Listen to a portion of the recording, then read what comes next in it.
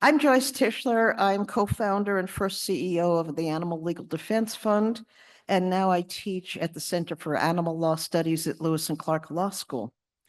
This session will include updates on banning live animal export, octopus farming, and the dog meat trade. Before we get started, I'd like to thank gold sponsor Mission Wired for sponsoring this panel. Thank you. And now I'd like to introduce the panelists to you. Giulia Malerbi is the head of global policy at Aquatic Life Institute, where she applies her expertise to enhance the welfare of animals raised or caught for food globally. Focused on building a deeper understanding of animal welfare among national and international stakeholders, she excels in merging diverse perspectives to uncover new opportunities for improvement. Giulia holds degrees in animal breeding techniques and an MSc in animal welfare science, ethics, and law. She's currently pursuing a master's in animal law studies at Lewis and Clark Law School, further deepening her knowledge and commitment to animal welfare. The next speaker after Giulia is Ben Williamson. He is the newly appointed Executive Director of Animal Outlook. He has over a decade of experience working for several of the world's largest animal protection organizations. Originally from London, England, Ben has worked for PETA, World Animal Protection, and until recently, he was the Executive Director of Compassion in World Farming USA. And our final speaker is Borami CEO, who leads government affairs work and manages the country office in South Korea for Humane Society International / Korea. She's been involved in numerous legislative and public campaigns for animal welfare, animal-free science, wildlife protection, and dog meat bans. Her work with the Korean governments led to innovative regulatory projects, especially in driving animal-free approaches in scientific research and testing. So let's welcome Giulia, who's our first speaker.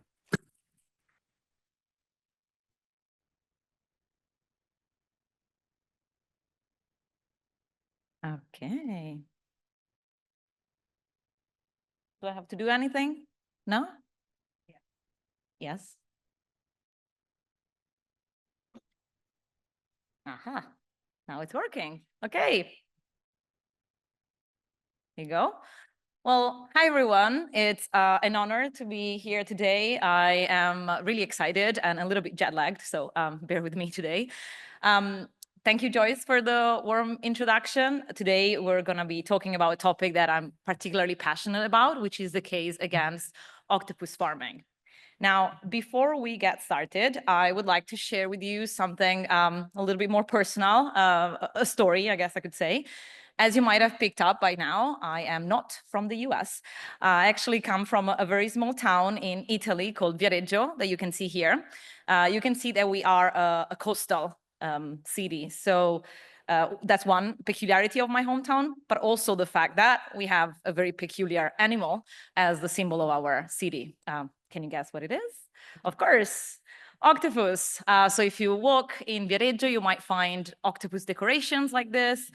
We even have our hometown flag with an octopus on it. And if you come during Carnival, you might even see like huge floating charts made like octopus. So I'm sharing with you all of this because I came to this issue with, let's say, my own set of biases, right? So although I personally don't eat animal protein, I'm quite used to seeing octopus meat served on the table. Like in the US, I see chicken everywhere. So imagine for me, that would be sort of like the norm.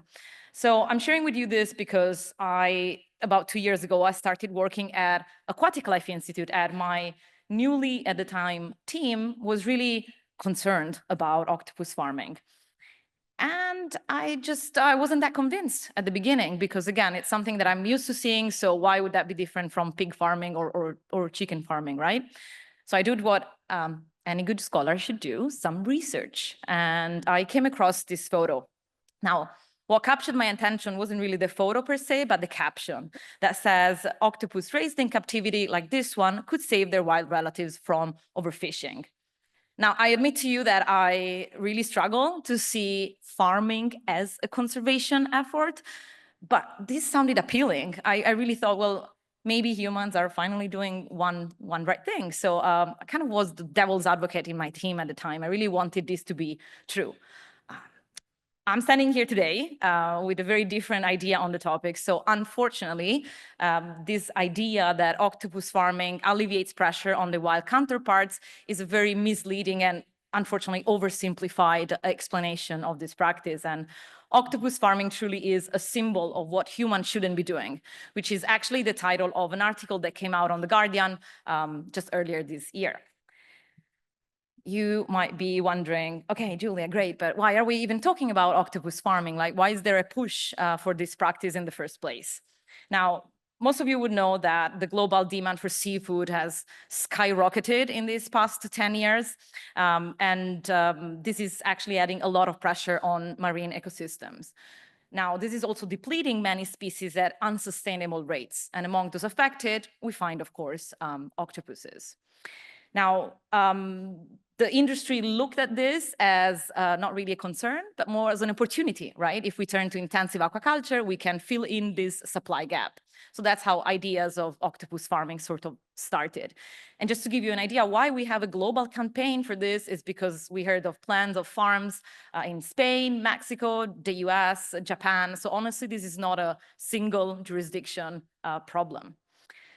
Octopus farming is actually seen an opportunity for several reasons, I believe, that I summarized here. Now, octopuses reach maturity within a matter of months. They also live they have very short lifespan, so they only live 1 to 2 years in the wild. So if you think of a typical farming cycle, this allows a very, very fast turnover, which the industry generally likes. And then octopus meat is sold at premium prices on the market. So I believe that these, so economic reasons, are what make these animals attractive for intensive aquaculture operations. I also believe, though, in 2024, we cannot really just stop at economic considerations, and there are other profound issues linked to this practice that hopefully I will manage to convey to you today. Now, before we move on, I would like to do what I call, I hope it's the same in English, sort of a reality check. Like, what are we talking about? Like, when you came to the talk today and you heard about octopus farming, that's hopefully why you're here. Otherwise, I'm sorry that you're stuck with me.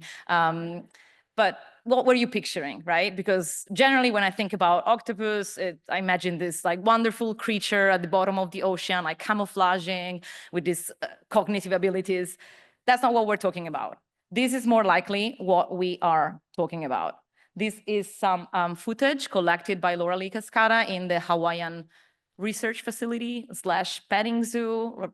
We didn't understand what it was really, but it's been halted now. And I just wanted to take these images in just to make us understand, like, this is what we're fighting against. We're not talking about an animal that gets to live his life in the ocean. We're talking about, especially in this case, taking wildlife and putting it in barren tanks to raise them. This is what we are up against.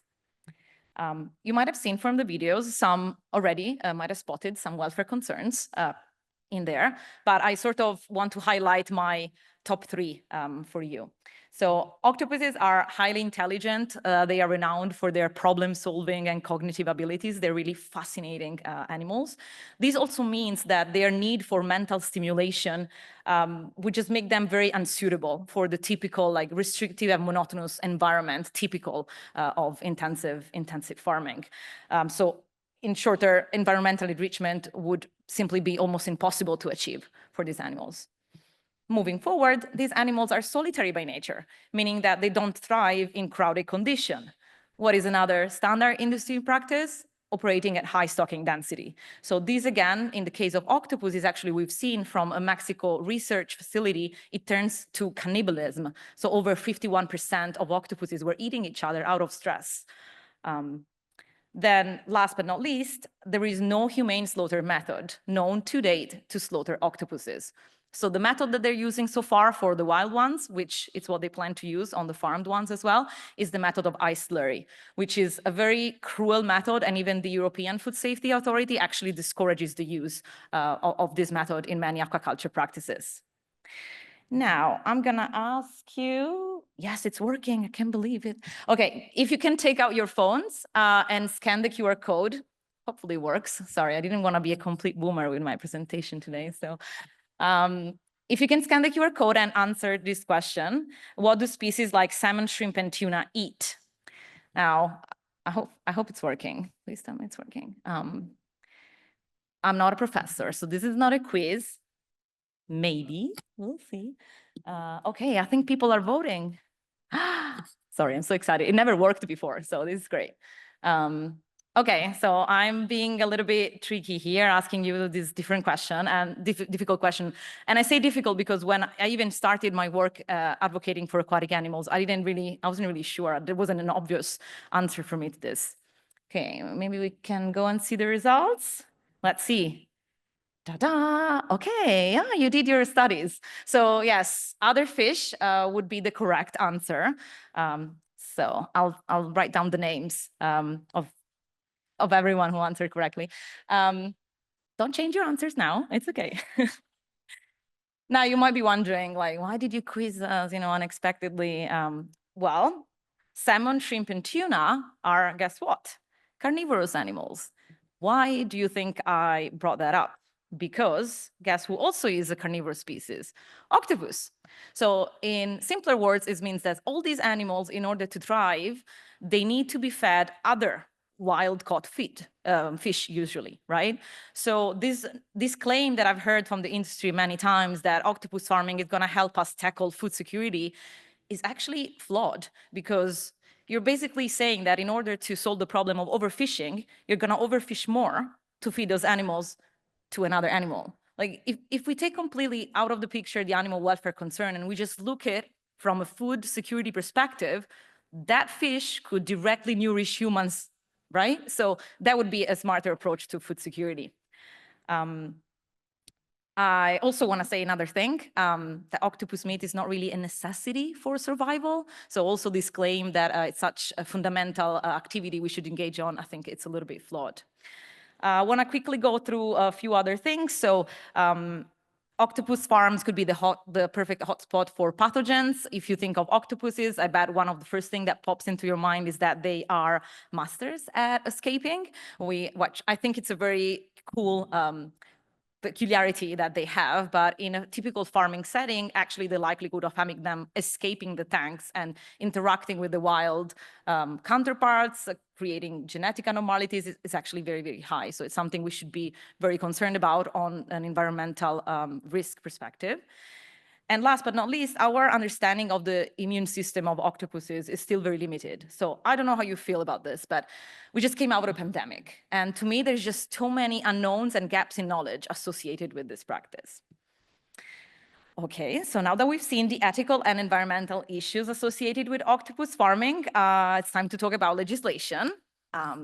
Or the lack of it. So basically, there's no jurisdiction has specific provisions for the cephalopod or of welfare in intensive confinement. So in legalese, like I'm learning to say now, this means that this emerging industry could be potentially totally unregulated in terms of animal welfare. And again, we're in 2024. I think the activities we start engaging in should look to align with, for example, global conservation goals. So I put here the One Health approach, right, that emphasizes this interconnectedness of human, animal, environmental health. So octopus farming will go against these global conservation goals. Similarly, the UN High Seas Treaty, we know it's aimed at protecting biodiversity. So again, octopus farming would also go against this. So I became really, really passionate about this need to establish preemptive bans, or I prefer to refer to those as proactive measures, because I think that with this type of work, we are finally putting at the very start animal welfare and environmental considerations, rather than trying to address damage after we've already caused it. And I just want to give a very quick overview of the current legislation. So in the EU, we've often been considered leaders when it comes to animal welfare. I don't personally fully agree with this, but there are some notable initiatives that we can use to sort of create a framework to introduce a ban on octopus farming. So we have a ban on the import of sealed product, and this was actually granted on the basis of protecting public morals. So in simpler words, these US citizens were concerned by the inhumane hunt and slaughter of these animals. So I see a lot of potential to translate this to octopus farming. We also have the EU strategic guidelines for sustainable aquaculture, which emphasize the need to step away from farming carnivorous species. So I mean, this goes directly against it. And then in the UK, finally, in the UK, or the Sentience Act, cephalopod sentience was recognized in it. And this act, I think, to me, cannot just be a mere acknowledgement, but it actually needs to be a legal duty on policymakers, right, to take this act and establish a ban on octopus farming based on the animal welfare concerns that I shared with you earlier. And now we get to talk about the US, which I'm very excited about. Actually, we have some of the champions and heroes of some of the bills that were introduced in the US here in the room. So I'm really grateful to sort of speak on behalf of this coalition that we've managed to bring together. And actually, Washington State and California are the first two states, not just in the US, but in the world, so we should notice how important this is, that have banned octopus farming. So yes, yes. And yeah, we have the wonderful folks from ALDF and social compassion legislations who were fundamental in driving the bills and all the efforts behind it. As you see on the list, we have a lot more states that are actually interested, from Connecticut to Hawaii, New Jersey. I don't know if Manny's in the room, maybe Colorado could be the next, just saying. But the most exciting thing that I wanted to share is that a federal bill was introduced last July by Senator Whitehouse, and that was a huge milestone, because the bill not only would prohibit octopus farming, but it would also prohibit the imports of farmed octopus products should they ever become available on the market.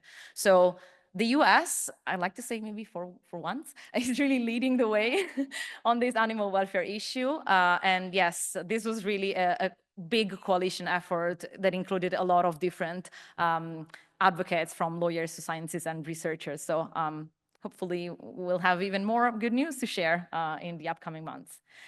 I just want to close my talk by sharing with you this artificially generated image. I guess that's how you say it, for a very specific reason. Like, personally, this is what I want octopus farming be. So to be nothing more than pure fiction. So hopefully with my talk today, I will have convinced you to join the forces with all of us advocates working to ban this practice before it becomes entrenched, so that we can make sure that octopus farming really only stays in the realm of imagination and we never see it as a reality. Thank you so much for listening.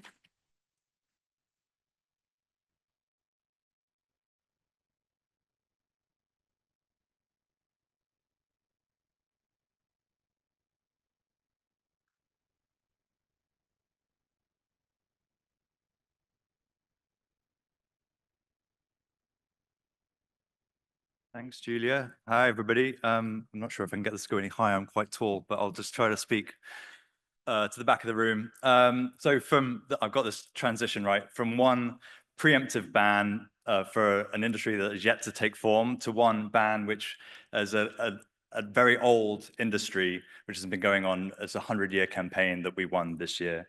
Do I have some way of clicking and switching slides? No one showed me this before, and then now. Okay. Does anyone know how I switch slides? Switch.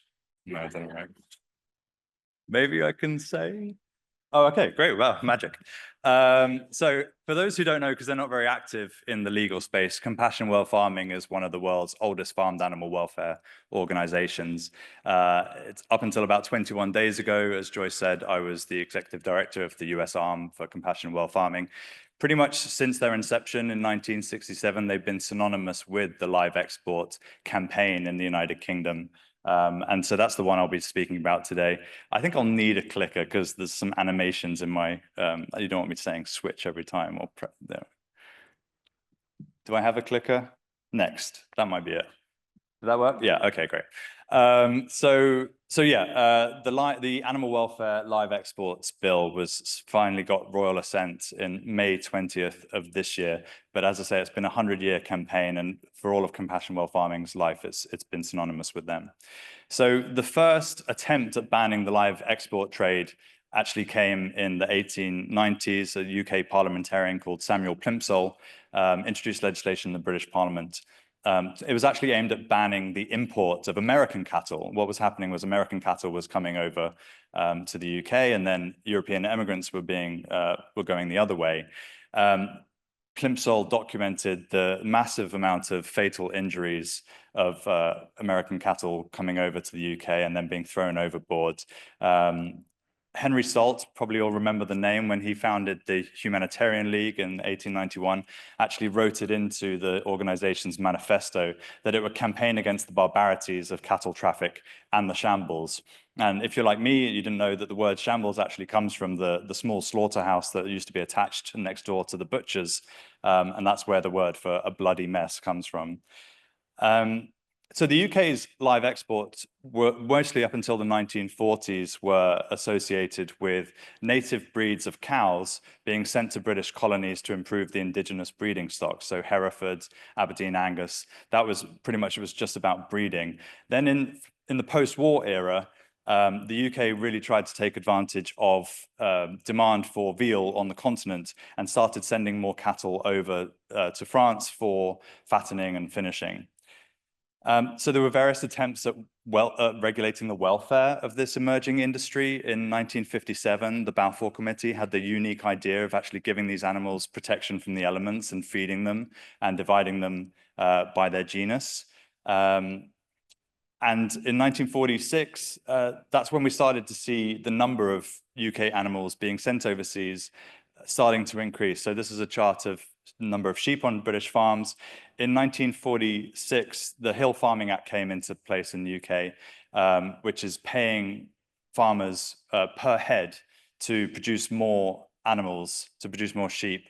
And that's why you see the numbers start to increase. And indeed, the Common Agricultural Policy of the European Community at the time had the same idea. We'd be paying farmers not on the amount of land that they farmed, but on the amount of sheep. And all that did, obviously, was encourage the production of sheep. And all of these sheep started being sent overseas.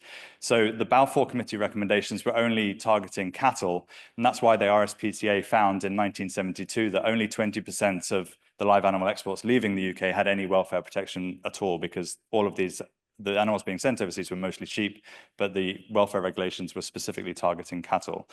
So a little-known group called Compassion World Farming in 1973 delivered 500,000 signatures to the UK Parliament, and a temporary ban was put in place by the Tory government at the time, initially focused on sheep, but then all other livestock.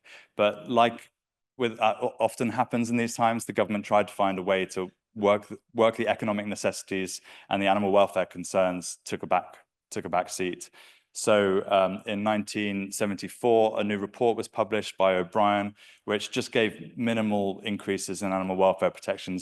It actually acknowledged that consumer sentiment was against the live animal trade, but said, because of the economic necessities, we need to keep this, but we'll just regulate it a bit better. And that's kind of the way it stood for the next 3 decades. The French farmers got so annoyed with the amount of sheep coming over from the UK that they actually resorted to hijacking trucks and setting them alight. So this New York Times article from 1990 tells the story of 219 sheep who were burnt alive by French farmers because what was happening was depressing the price of locally grown sheep. So Compassion World Farming UK took the UK government to the High Court to say, you are not able to effectively manage the welfare of these animals to their destination. And we ultimately lost that case, but it started to get into the public consciousness about the egregious cruelty that was happening to these animals, not only en route, but at their destination. And more supporters started to get energized by this. So this is what happened to the this is what happened to the number of animals being farmed because of the headage payments and because of the EU single market now decreasing barriers and tariffs across European countries saw a boom in the trade of these animals.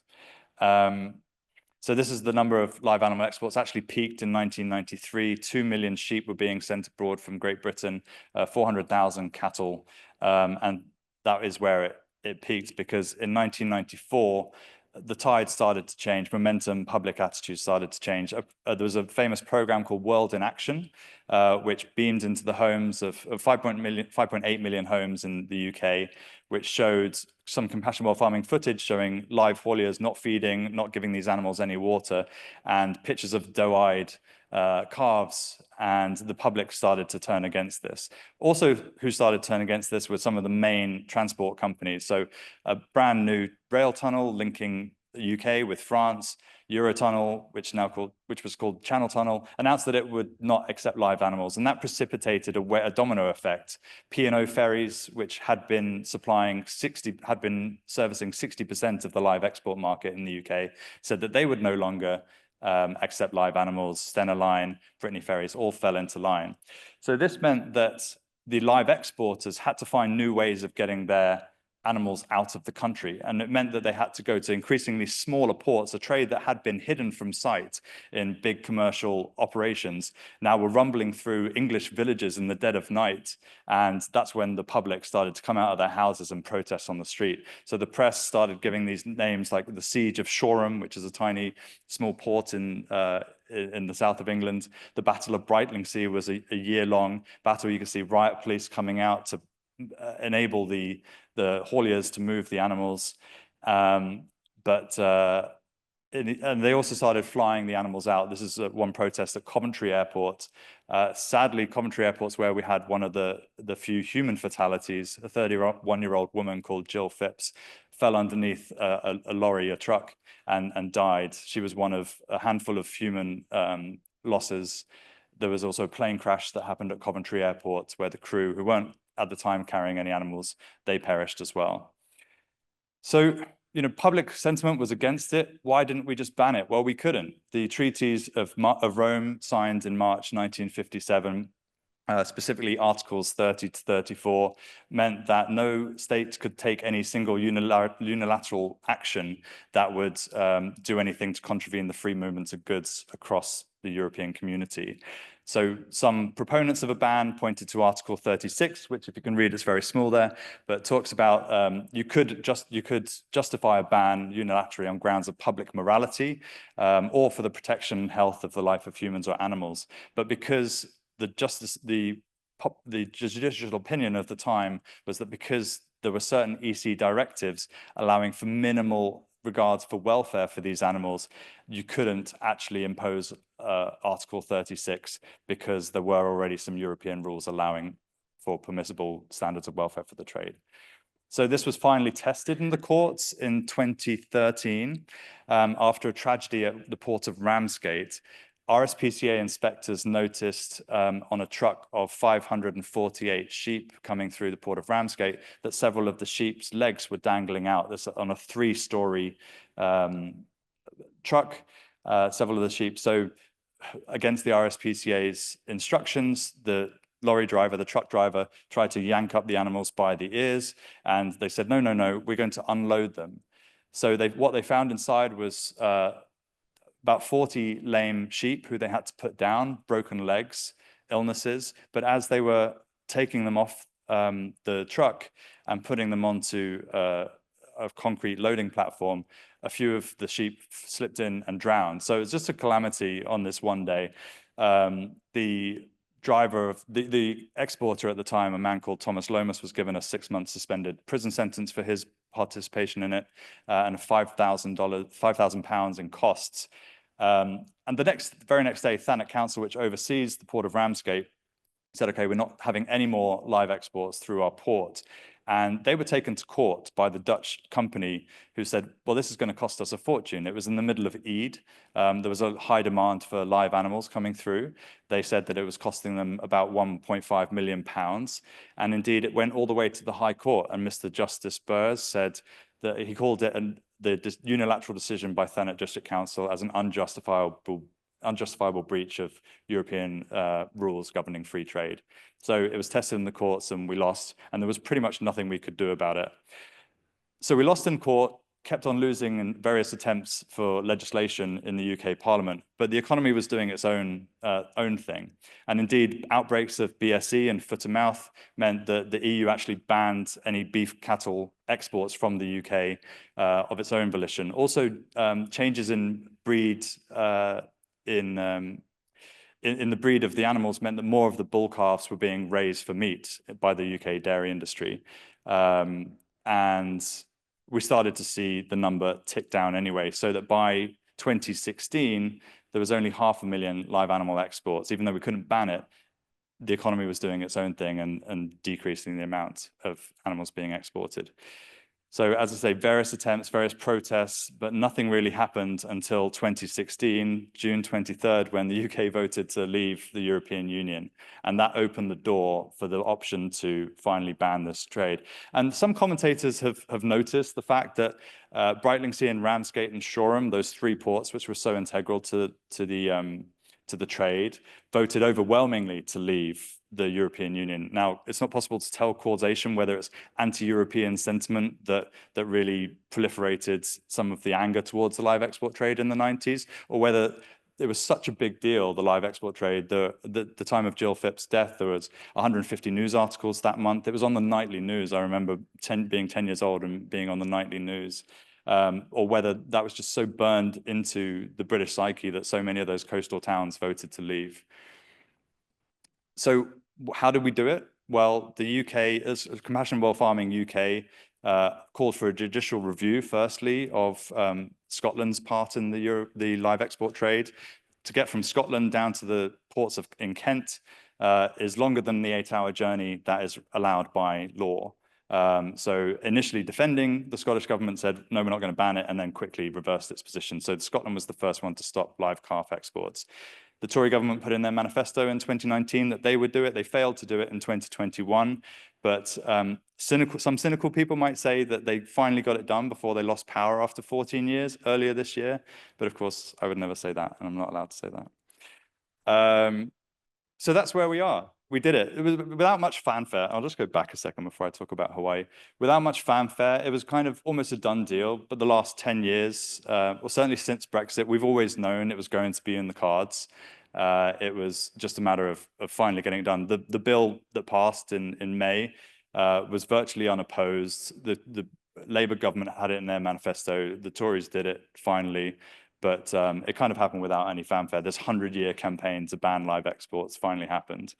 So when it did happen, and I was still in my role at Compassionate World Farming, I started to look at what the US is doing. And the US exports 77 million live animals a year. Most of them are day-old chicks being sent to Canada, some to Mexico, and then as far as Philippines and Thailand. And mostly for broiler breeding stock, but also for layers. And then it exports a whole bunch of other animals. What I was looking at particularly is the export of live calves from Hawaii to the US mainland on a 2,500-mile journey, which takes 5 days. These live calves, who are newly weaned from their mums, about 6 months old, are put in these modified shipping containers called cowtainers. You can see a picture of them circled there. More of these animals are sent to the US mainland from Hawaii than are sent anywhere else in the world, except for Canada and Mexico. They face rough seas in the winter and sweltering temperatures in the summer. There's only one shipping company that does it, the Hawaii-based Matson, as you can see in the ship.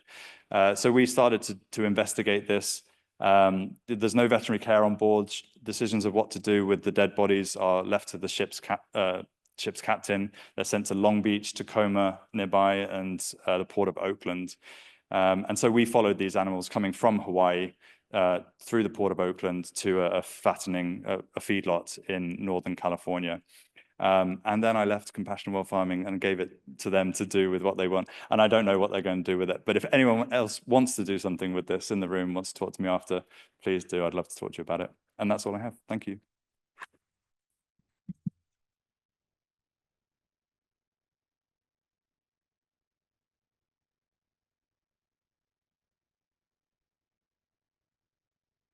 Hello, thank you for the introduction, Joyce, earlier, and thank you to the organizers for inviting me to this great conference. And before I start, I think it's important to put it out there that to be able to achieve ending dog meat consumption in Korea, there are so many individuals, so many animal organizations, communities, volunteers involved working for the past decade. And so I could spend like next 15 minutes to list all those names, but I try to share the journey as best as I can with you guys.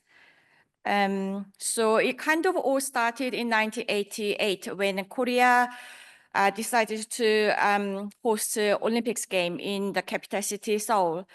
And then there was international newspapers coming out that there are people eating dogs in South Korea where the Olympics game is going to be hosted.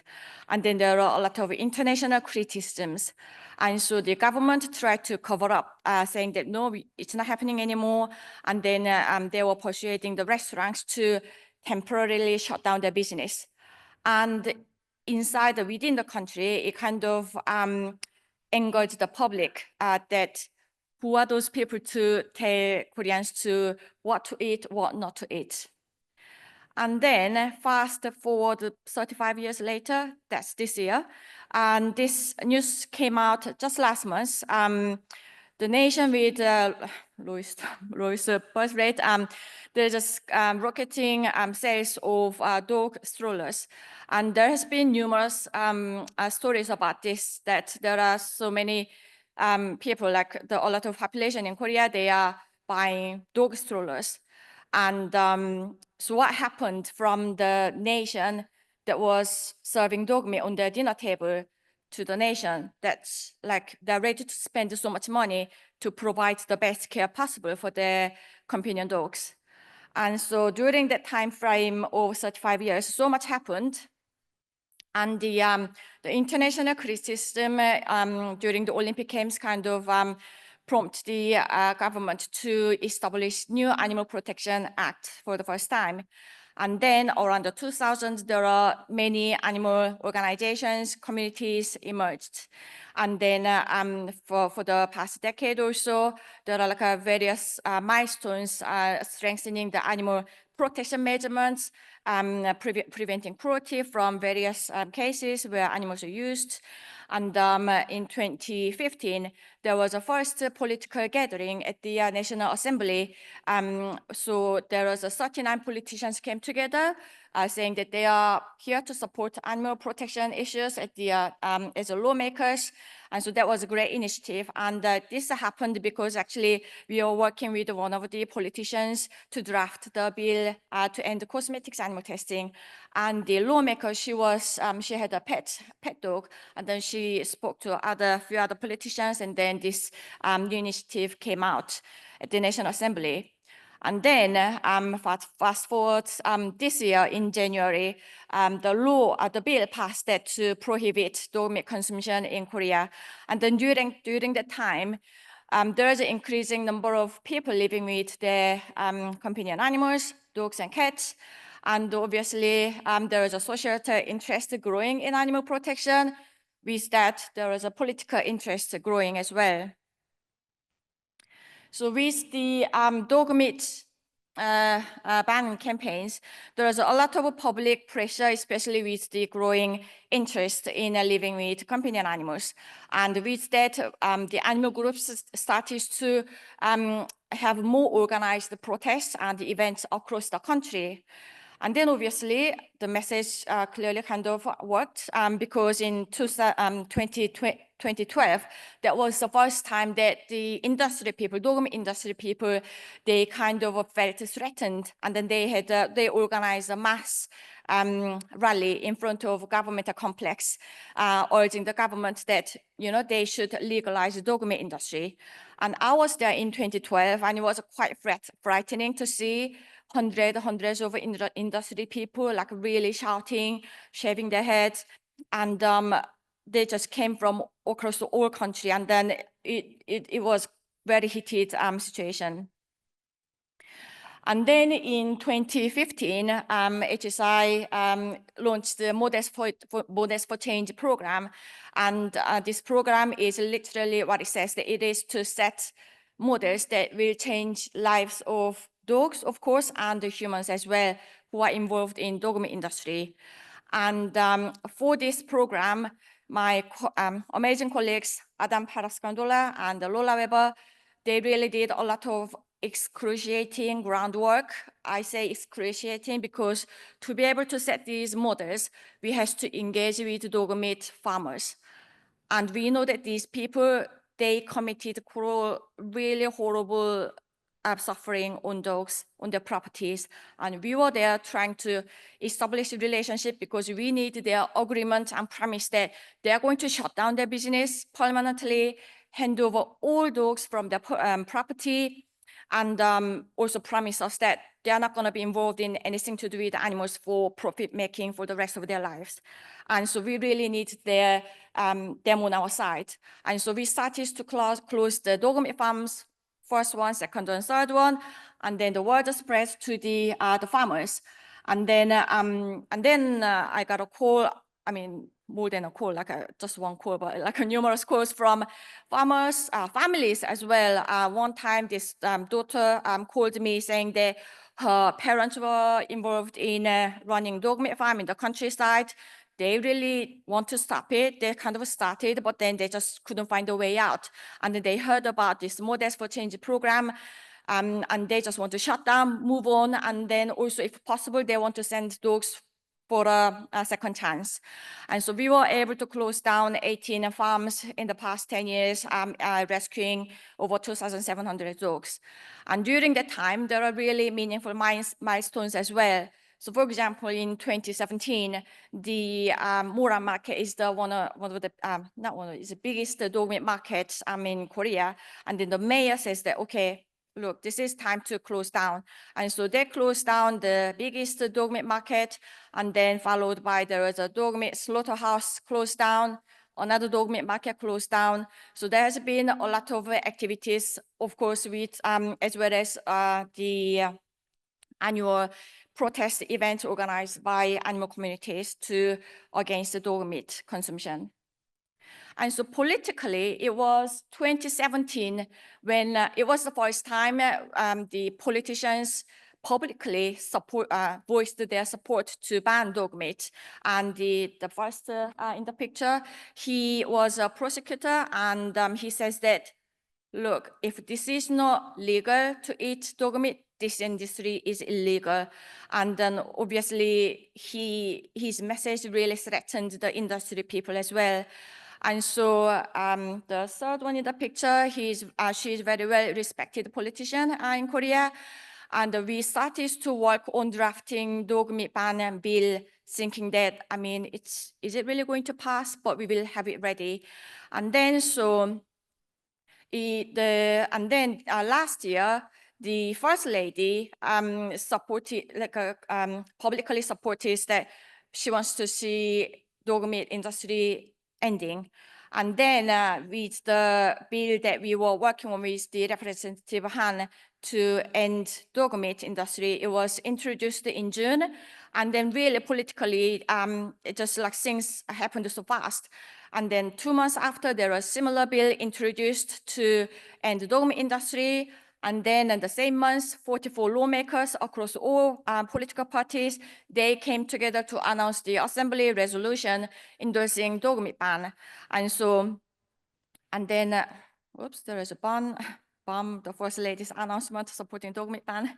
And then following a few months, there are more similar bills introduced. And it was really great to see these similar bills being introduced because it really meant that there was a really high political interest. And it was also for the first time, the Minister of Food and Agriculture, Food and Rural Affairs publicly says that they support the effort to achieve dog meat ban. And so there are high expectations politically. And then boom, like it passed in January. Last year, around like June, July, my colleagues asked me what are the chances of getting this this bill passed. And then I said 4%. Because I mean, it was introduced in June last year, and then all the political offices, they said as well, I mean, is it really possible to get it passed? And then, yeah, when you think about it, from introducing the bill to getting it passed, it took less than 1 year.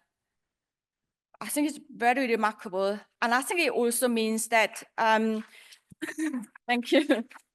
I think it really means that the society, public, they were all ready. There was so much building up to this. There was something boiling inside in a very high temperature, and it was just about to come out. And that's what happened in January. And my colleague, Patrick, he put this video together to show you some of the actions that happened in the field.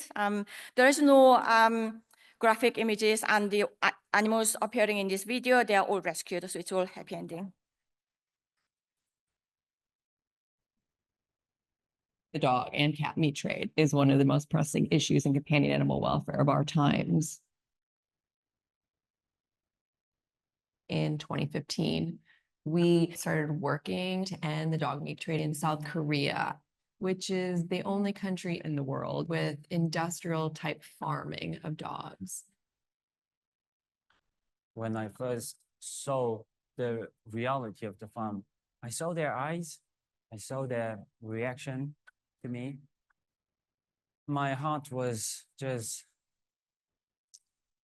broken. I don't think it's kind of cruel things can be our proud Korean history or culture. I was working on a film in Korea and I saw this sort of endless chain of restaurants with these cages out front. That was profoundly affecting. With each farm closure, there was growing momentum. Our Models for Change program works within the industry with those involved in farming dogs to help them transition out of the industry and find humane, animal-friendly alternative livelihoods. 심어가지고 뜯어먹고 자라는 거 보는 게 너무 재밌어요. In 2019, I visited a dog meat farm in South Korea. And then for the next couple of years, we created these portraits of dog meat survivors. These dogs do make great pets, and she is the perfect addition to our family. So I know that we have a lot of adventures in front of us. Oops. Well, this is a very nice picture to stop at, but okay. Well, that was kind of towards the end of the video anyway. You can see the dog, very typical kind of appearance. You can find at the dog meat farm, and these dogs are very, very difficult to get adopted in Korea because people tend to prefer small-sized, white-colored dogs, and so so many supporters across the world, they were so kind to welcome their arms to adopt these dogs, and then they really shared their happy stories, and then we shared these happy stories after these dogs are rescued with the farmers, and the farmers will say, no, I don't believe this is the same dog, because they just thought this is not just possible. These are like dogs bred for human consumption, but our strong message was that there is not such thing as meat dog, companion dog. All dogs are dogs are dogs. And so what's next then? There are still 500,000 dogs remaining. And so there are a lot of implementation to do. And a few weeks ago, there was a meeting at the National Assembly to launch the new session of the Animal Welfare National Assembly's Forum, which is consisted of the interested politicians. And then they said that actually this year, it was really difficult to get more politicians' support to join the initiative, because they said, well, dog meat is now banned. So animal protection, like, it's all good. But it really goes to show that it means there is just so much people don't know about actually what's happening to so many different species of animals behind the doors. And so So there will have to be a lot of general awareness campaigns to protect other species animals, and work continues. Thank you for your attention. And I really also want to thank everyone around the world, not just Korea, not just in Korea, but around the world for their support, whether it be signing a petition or showing an interest to know more about this story or adopting a dog, the rescue dog, because every support really counts. And in this case, every single support really counted. So thank you very much.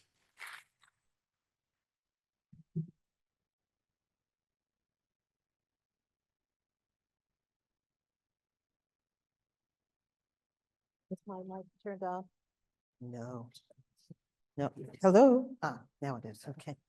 Thank you, Giulia and Borami, and I'm sorry, and sorry about that, for these wonderful and informative presentations. We now have time to take questions from the audience. If you have a question and you're here in the room, please go to one of the two mics that are at the front of the room. Virtual attendees can submit questions via the Q&A icon at the bottom of your screen. And do we have any questions so far, folks in the VA? No? Okay. Yeah, please come up to the mic. Thanks so much. My question is Rami. Amazing work by the JSI.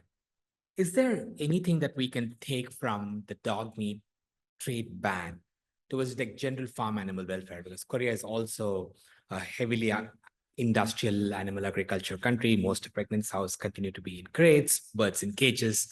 So is there a learning in sense of like that, you know, the building of the public momentum, then the first lady speaking up against it, the industry changing. So are there something that we can take to say, all right, we've done this for dogs, we could take some of this learning towards, let's say, pregnant sows and egg-laying hens? Thank you, Shima. Yeah, of course, so obviously, whether it's dogs or farmed animals or other species of animals, there are like interchangeable approaches that we can always take. Dog meat industry in Korea was very unique in that it was very established kind of industry. It was like a really industry sector. And with the agriculture industry, there are just so many elements that kind of need to come together.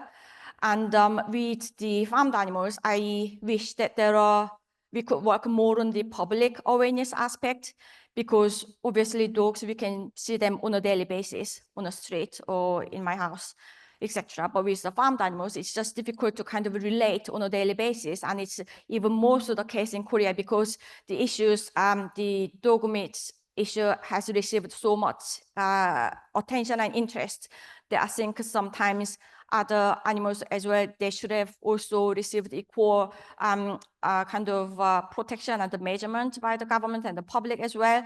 So I'm hoping that the public awareness campaigns that we were able to do with the dog meat campaign, there are some really engaging ones that we were able to do there. But if you can use those kind of tactics to raise awareness around the farmed animals and also other animals used in other industries, that would be really great.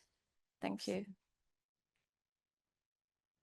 Hi, I realize this is kind of a similar question, but more focused on the octopus farming. So I've personally noticed a lot of public support in the US against octopus farming, and a lot of that has seemed to be, oh, they're too smart, we can't possibly farm these creatures. And I'm wondering, how do we kind of, as advocates for all animals, I don't know, use that and try to spin it and say, well, all animals kind of deserve the same consideration. And I'm wondering if any of you have thought of strategies for that.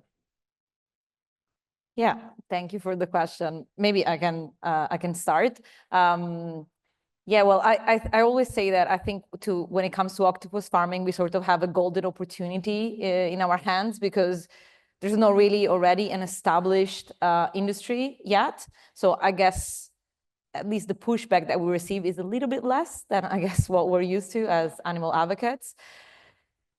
I would like to say, yes, we could expand it to many more species, but if I want to be realistic and give like more of an honest answer, I think that one of the reasons why octopus farming is also rightfully, I think, becoming more like a hot topic, is because of how charismatic these animals are. So maybe if I think about dogs, it's easier for people to relate with a dog or with an octopus rather than with a fish, right? It's not that I think that salmons don't deserve the same type of protection. I would like to see a ban, really like to see a ban on salmon farming as well.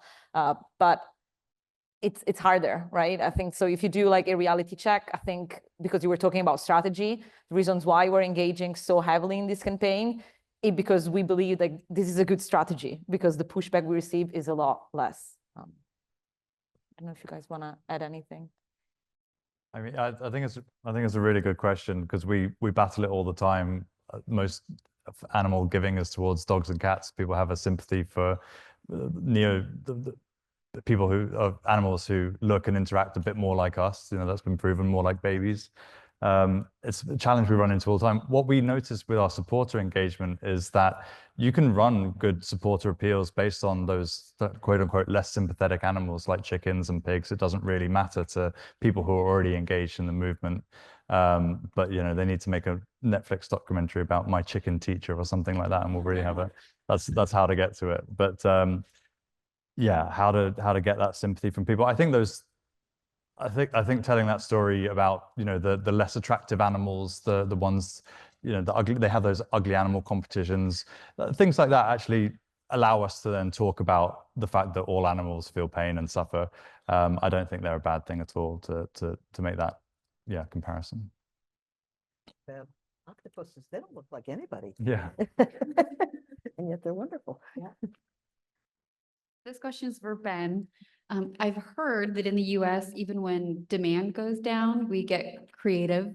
If it's something subsidized like corn or milk, we pour it out or we find new ways to use it. So when the exports went down, did breeding and consumption proportionately go down, or did they find other ways to let the farmers keep doing this?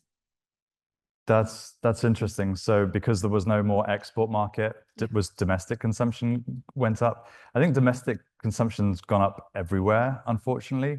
And I think there's probably, we're only talking about 2.5, even at its heyday, 2.5 million animals. And I think I remember seeing a study that said the live export trade was only about 1% of total domestic consumption. So I'm not sure it had a great impact on the domestic consumption, and probably there were other myriad factors which did. One really cool thing that happened when I left the UK in 2015 was that veganism really caught on in a way. It became quite mainstream. That might have plateaued a little since, but you saw, like, I keep going back to the UK and seeing vegan menus in mainstream restaurants. Even in McDonald's was one of the places where they still have the McPlant burger in the UK. But I think there were probably other factors really pushing that rather than live exports. Thank you. You think it had anything to do with your leaving? Yeah, I often wonder that. People ask me, I was like, well, I did some work before that. No, it was, yeah, fortuitous timing. Folks, are there any questions from the online people? This one is for Borami. How important do you think the endorsement of the First Lady of Korea was to your ability to get politicians to put through the legislation as quickly as they did? And do you think that it would have happened as quickly without her help? Ooh, it really definitely helped to have the First Lady endorsing that. You know, she endorses banning dog meat in Korea, and then all the politicians from the current government and across all parties, they then within like a few months time frame, they started to introduce the similar bills. So it really helped. But obviously, even though there was a First Lady's endorsement, if there are not public campaigns, these kind of activities, all sorts of like efforts to ban dog meat as a society and by so many animal groups, communities, then I think it just all came together. And then First Lady's kind of like endorsement, just like really kind of what kind of pinpointed that we just all needed just to make it happen. And so it definitely helped. But then, of course, for the past decades of so much work by so many people, it really helped to get to this stage. So my question's also for Borami. Did I say that correctly? I apologize if I didn't. Oh, sorry, I'm very short, or somebody was very tall before me. Okay, my question is just more of a clarification. I was so psyched to hear about the Korean ban, and I understand from today it's a consumption ban. Does this also mean, and I know there's some grandfathering in, or, I mean, it's going to take a while for it to be fully enacted, but is the farming part gone? The farming and slaughter is also gone, or is it just consumption? Yeah, so it's including everything that you mentioned: consumption, farming, slaughtering, selling the dogs. Interestingly, in the body of the language, it doesn't mention banning consumption, because the legal system, there was a concern that is it possible to ban a specific food in the legal frame? So, but then the industry and everything involved, that's it makes it impossible to consume dog meat, and so therefore it's prohibiting all the activities involved, basically. Thank you for your hard work. And All of you guys. Okay. thank so many people who are involved, and thank you everyone. I think mine's related, actually, for Borami as well. You just said that the whole chain, essentially chain of production all the way to consumption was ceased. So my question is, when you showed the city slaughterhouses, they couldn't go to farming. One of the farmers was shown in the video is producing plants and growing vegetables, I assume. But for the city producer, the slaughterhouses where they don't own land necessarily, were there incentives given to them, and what was done for the people on the other parts of the chain?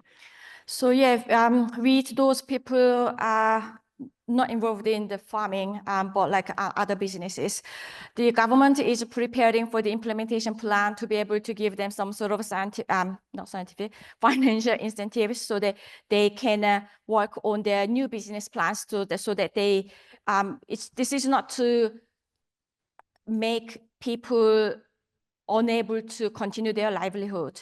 It's all so that we can continue in a more sustainable, humane way. And so there is a plan by the government. Obviously, incentives, however big the incentives are, it's never enough. So we are also considering those other industry people as well, that because it's, again, this is not against humans. It's like for everyone, really. And so, yeah, thank you. Hi, everyone. Toulon from Pace again, like Mulan with the T. 3L up in New York. My question is more for you, Giulia, and it has to do with guardianship. And I'm going to open Pandora's box a little bit and kind of talk about personhood a little bit. The question is, in the Philippines, they were able to establish guardianship over dolphins and mammals in the Tanyan Strait. In that same vein, because the knowledge we know about the intelligence of octopuses, what do you think about the guardianship argument for octopuses? Do you think that's a foot in the door for personhood, for legal arguments? Because we do know so much about octopuses. And if that question is a little bit, straightforward, which is, not possible. Do you have any knowledge on conversations about octopus farming moratoriums internationally? Yeah, thank you. Yeah, thank you for the question. I mean, personally, I would grant every animal, especially like sentient animals, like personhood if possible. But so yes, would be my easy answer. But again, with this campaign, I think I do sort of what I call like the reality check, like pretty often, because yeah, especially when you talk to policymakers, they come with their, they come from all like walks of life. So, they come with their own biases, with their own agendas, with their own priorities. So I think, again, linked to what I mentioned before, the approach you take, the strategy you choose, whether it's pursuing personhood or pushing more like on the environmental impacts of octopus farming, like whatever resonates better with your stakeholder, that's what I would go for. So yes, personally, I would like to see personhood. No, I don't think it should be the only approach, right, or the universal approach we should use for this cause. As I mentioned, like in Washington State, the environmental argument resonated a lot better with the legislator there, because they were afraid that a potential farm would pollute their waters, right? So that was more important to them than animal welfare concerns. So to me, it's like, it's okay. Okay, you want to talk about that? Let's talk about that, right? So yeah, I would say adapting to the different scenarios and also jurisdictions that you're working on. Thank you. Ben, I have a question for you. What are some of the other live export fights that are going on in other parts of the world, and how are they doing? Yeah, so there's a ban in New Zealand. There is a partial ban in Australia coming into force, I think in 2028, on sheep specifically, because of the very long journey that they take from Australia through to the Middle East. There is absolutely nothing in the US at the moment, although Animal Outlook and Animal Welfare Institute and Compassion World Farming are increasingly looking at this. But it's, yeah, despite, I wonder why it was such an issue in the UK. And I think it had to do with those specific factors, like those trucks rumbling through English villages in the dead of night. And I think the English population, the British population in general, just, was the site of the first ever SPCA in the UK or anywhere in the world. So I think there is a genuine sympathy for welfare that meant that the UK was one of the first places to do it. Thank you. I think we have time for one more question. Thank you so much for the presentations. And my name is Mtavisi George Sivandam from Lewis and Clark. I'm an LLM student there. My question is for you, Giulia. Seeing that with octopus farming and the industry, I think there is some corporate funding that is there. But also on the other hand, we do realize that so many corporates and corporations globally right now are kind of moving or aligning themselves with environmental sustainability goals and trying so much to kind of align themselves with more ethical and corporate decisions. But then with them being exposed to funding so many unethical things that are being done, especially to animals and their contribution to our entire ecosystem, what kind of challenges are you facing from these corporations? Because I know there's a desperate need on their side to actually grow these industries, because on the one side, while they are trying to make us believe that there's ethical decisions behind what they are doing in their environmental sustainability, there's also this side, the growing need to actually try and grow their numbers in their maybe financial reporting or year ends. So what are the challenges that you're facing when you are actually advocating for these and exposing these non-ethical decisions that are taken? Yeah. Do you have 4 more hours to talk about the challenges? Well, thank you for raising this topic, by the way. I think maybe on top of like the obvious challenges that all of us in different shapes, when we do some, whether it's corporate outreach or just institutional outreach, we find like some common challenges like pushback, resistance, I think, from this like food system transformation work, like I usually refer to it. Maybe one thing that would be good to, like you allow me to bring this into the conversation, is the fact that I know I've said, and octopus farming doesn't exist yet, because it's true. We don't have an actual like operational facility fully working with like a closed breeding cycle. That doesn't mean though that there are no like institutions, universities, research facilities already like investing, but like for the past 10 or 15 years, in how to close a breeding cycle, how to figure out a humane slaughter method so they can, be compliant with like, oh, we have a humane slaughter method, so we're good. So there's already a lot behind the scenes and a lot of money that are being invested. Even the United Nations Development Program gave to the University of Mexico $50K to study the breeding cycle of octopuses for research purposes. So these are maybe the challenges that I did not expect to encounter. So institutional support, even the FAO roadmap that came out in 2023 pushes for an increase in aquaculture of 75% from here to 2040. Like, so are you supporting these initiatives? You know, like, so the guidelines that we get actually from international institutions or like big funding bodies are maybe the hidden challenges that I didn't expect at the beginning.